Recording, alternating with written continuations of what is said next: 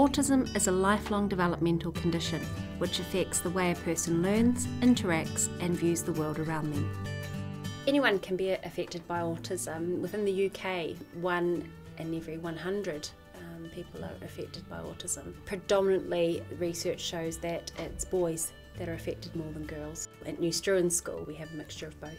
The way that it impacts on a person is predominantly through 3 key areas: social interaction, communication and flexibility of thought.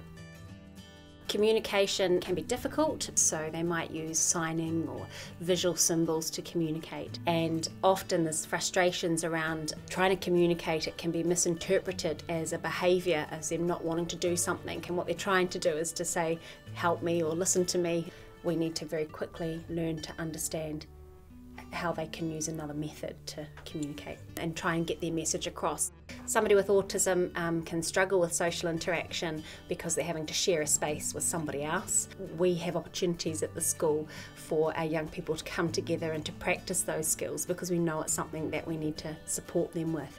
For some of our young people, flexibility of thought is a real challenge, and one of the ways that we support them is through using structures and routines. So each young person will have an individualised timetable at school, and that's really important to help them to structure and organise their day, because that is something that we know that people with autism learn well is through routine. So what we need to do is be able to introduce flexibility to that routine, because in the real world things do change and have an impact, and we have to be able to teach our young people to manage that and cope with that.